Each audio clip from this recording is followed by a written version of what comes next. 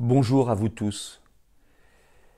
Je viens de lire une révélation dans le Canard enchaîné de ce matin qui confirme ce que j'avais entendu venant de multiples directeurs de maisons de retraite, de praticiens hospitaliers, et que je ne pouvais pas croire et dont je ne vous avais pas parlé parce que je ne voulais pas être accusé de propagation d'accusations excessives. De quoi s'agit-il ? Il s'agit de ce qu'on ne vous dit pas à la télévision.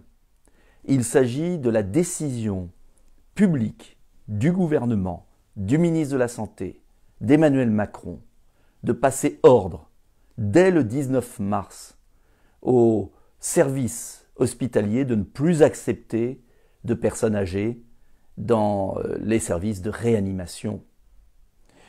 On sait tous, bien évidemment, que chaque médecin en conscience, quand il y a débordement, doit faire des choix.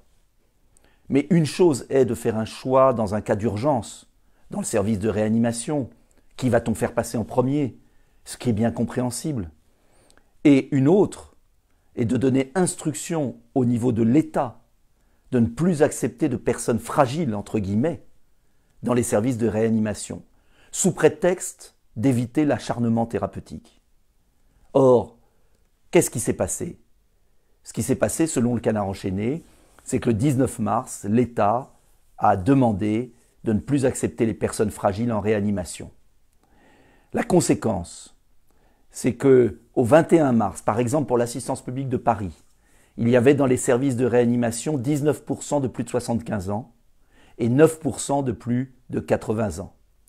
Et qu'ensuite, le 5 avril, je reprends ma feuille parce que j'ai noté, le 5 avril, on est passé à 7% seulement de plus de 75 ans dans les services de réanimation et 2% seulement de plus de 80 ans.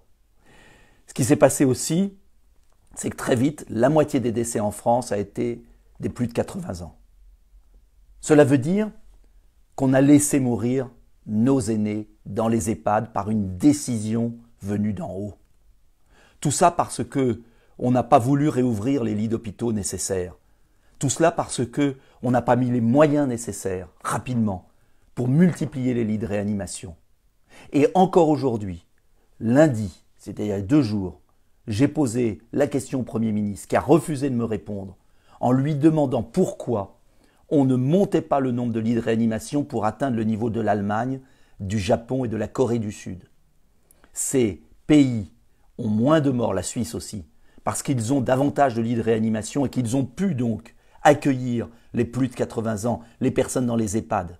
Je ne dis pas d'accueillir des personnes qui ont une comorbidité et qui ont 98 ans. Je dis simplement qu'entre 98 ans et 75 ans, il y a de la marge.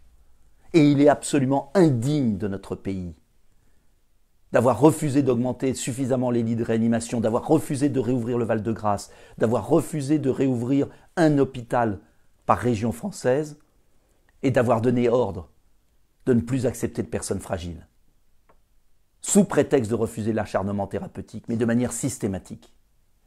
Et l'article du Canard enchaîné est particulièrement grave. Et Emmanuel Macron devra répondre devant l'histoire et devant la justice d'avoir préféré faire des économies plutôt que de sauver des vies. Car toujours aujourd'hui, le gouvernement refuse de nous donner des chiffres précis sur les lits de réanimation et sur l'ouverture de nouveaux hôpitaux. Alors oui, j'accuse, au regard des informations du Canard enchaîné, le gouvernement d'avoir fait un choix indigne de notre démocratie. Et en tout cas, je demande une enquête parlementaire sur les choix qui ont été faits et qui aboutissent à avoir laissé dans nos EHPAD mourir des milliers de personnes âgées, faute de soins adaptés.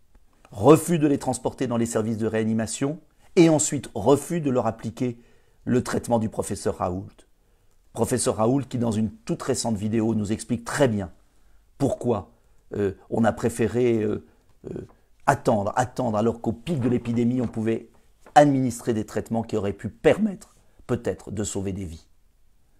La situation est gravissime et notre pays souffre d'indignité. Je vous demande de diffuser cette vidéo car il faut faire connaître cet article du Canard enchaîné dont bien sûr personne ne parlera à la radio et à la télévision, tellement les conséquences sont graves pour le pouvoir actuel. Et je redemande solennellement au gouvernement d'autoriser le transfert des personnes âgées des EHPAD vers les services de réanimation, d'augmenter le nombre de lits de réanimation et d'administrer le traitement du professeur Raoult dans les EHPAD aux personnes qui ont un début de Covid-19. Ce sont 3 mesures précises que je demande au gouvernement solennellement devant vous. Je vous supplie de diffuser cette vidéo. Les Français doivent savoir la tragédie qui se produit dans nos EHPAD, doivent savoir qu'il y avait une autre façon d'agir et qu'il y a encore des mesures à prendre, que l'on peut prendre maintenant et qui peuvent sauver des vies demain. Augmentation, je le répète, des lits de réanimation, traitement du professeur Raoult en début de Covid et création de services nouveaux pour prévenir dans les années futures. Bonne journée malgré cette terrible nouvelle qui a été confirmée par la presse ce matin.